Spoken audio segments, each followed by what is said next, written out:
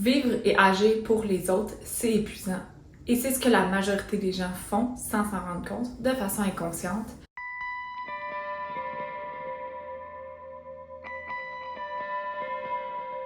On va même travailler plus, pour acheter plus, pour impressionner nos voisins, pour répondre aux standards que les autres voudraient qu'on réponde de notre vie. Donc, on se met un poids sur les épaules pour que l'image qu'on projette aux autres soit celle attendue par la société.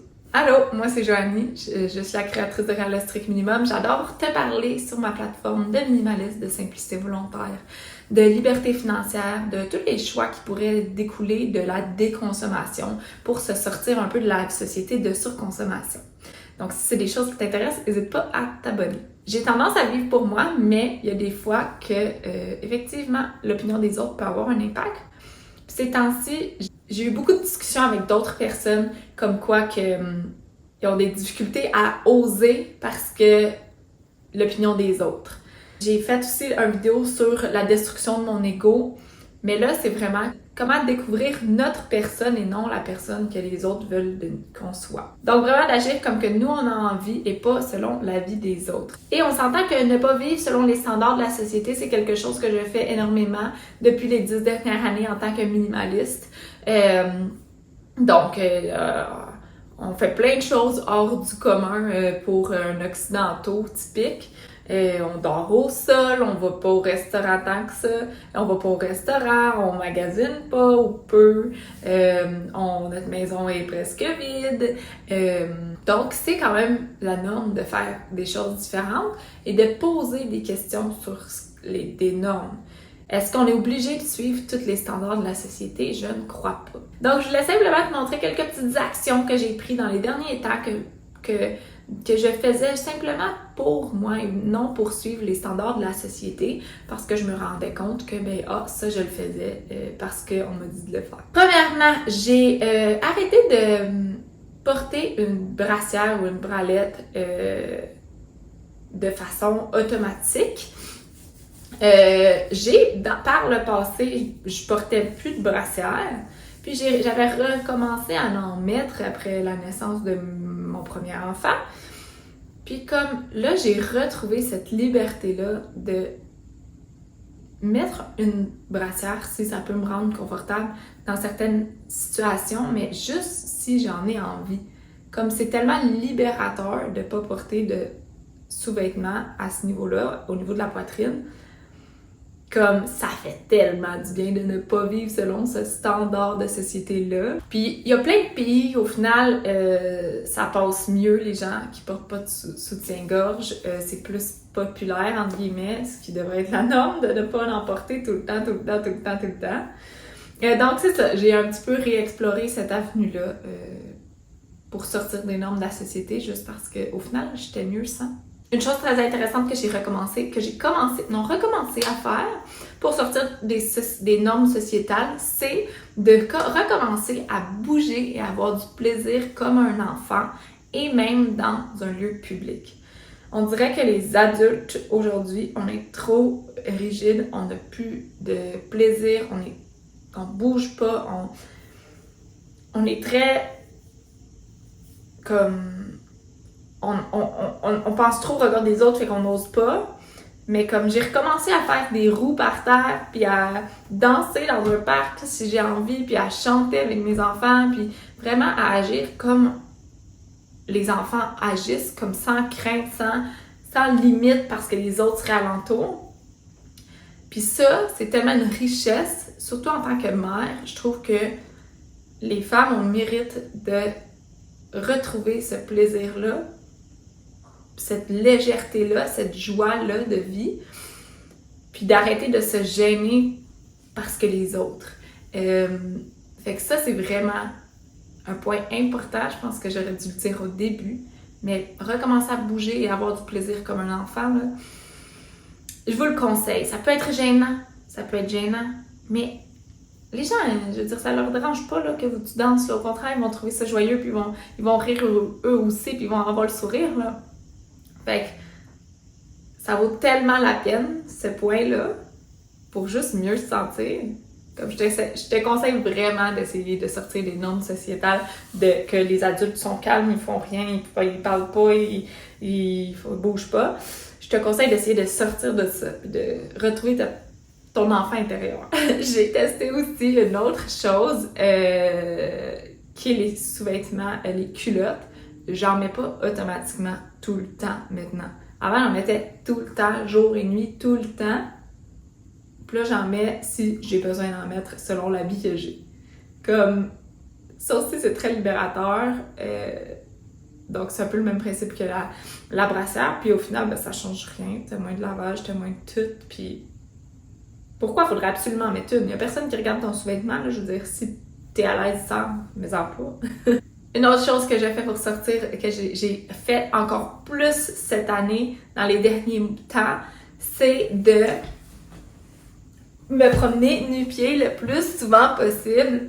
Ça fait longtemps que je porte des souliers barefoot, que je regarde qu'est-ce que ça peut apporter au niveau de la santé du pied et du corps d'être barefoot. Mais c'est la première année vraiment que j'ose être nu-pied presque constamment, surtout quand il fait chaud. L'été 2025, ça a vraiment été l'été que j'étais le plus nu-pied depuis toujours. Puis ça sort des standards de la société. Quand on prend nos marches, il y a certaines personnes qui vont regarder nos pieds comme on dirait que l'œil comprend pas qu'il n'y a pas de souliers sur nos pieds.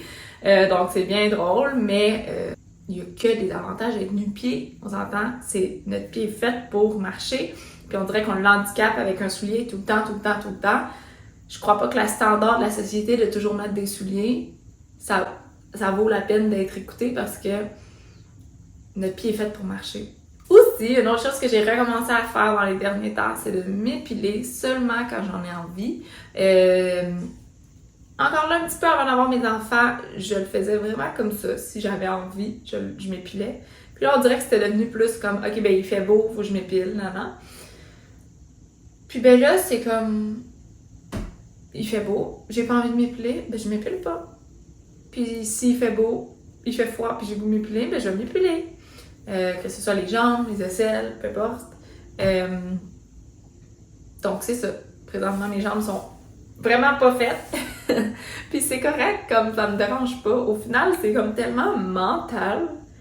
Tu sais, j'ai jamais épilé mes cuisses. Mais, fait que je laissais mes poils sur mes cuisses, mais jamais sur mes tibias. Pourtant, j'ai à peu près la même quantité de poils. C'est quoi la logique? Je la vois pas. Il y en a pas de logique au final. C'est comme juste des standards de beauté pour la société.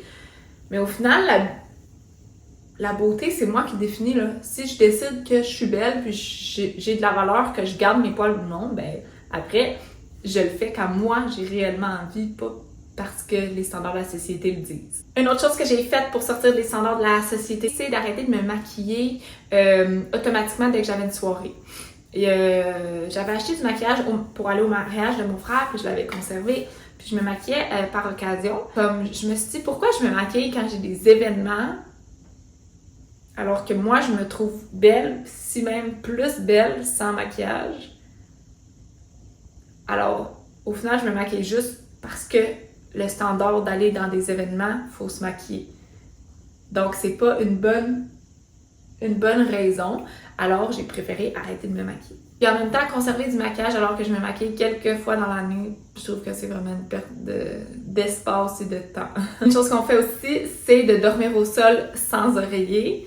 Ça sort énormément des standards de la société d'ici, quoique d'autres cultures le font. On a même aussi essayé de manger au sol avec une table au sol. Puis tout ça, vous pouvez trouver les informations dans différentes autres vidéos. C'est deux standards de la société qui est très très rare au Québec, si on veut, puis que ça fait du bien parce qu'au final, c'est mieux pour notre corps. On croit en ça, puis on n'avait pas envie de s'arrêter à cause des normes sociétales. Puis on est très très content d'avoir écouté notre petit feeling puis notre envie intérieure personnelle à nous. Donc, ce serait comme la dernière chose que j'ai faite là, pour comme sortir un peu des standards de la société récemment, puis ces trucs-là, je les ai faits pour moi. Pas pour vous en faire une vidéo YouTube, pas pour... Juste pour moi, parce que j'avais envie de écouter moi, d'y aller selon mes envies.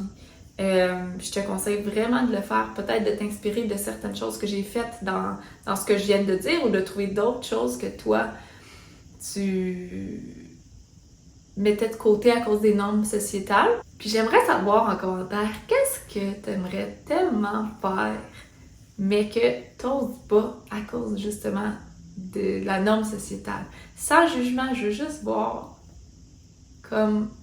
Puis pourquoi vous vous retenez? Comme, qu'est-ce qui vous retient? Oui, c'est les autres, mais est-ce que vous allez vous mettre au défi d'essayer ce que vous voulez faire depuis longtemps, mais que vous vous retenez pour les autres? Bref, on en parle en commentaire, puis sinon, on se voit dans une prochaine vidéo. À bientôt!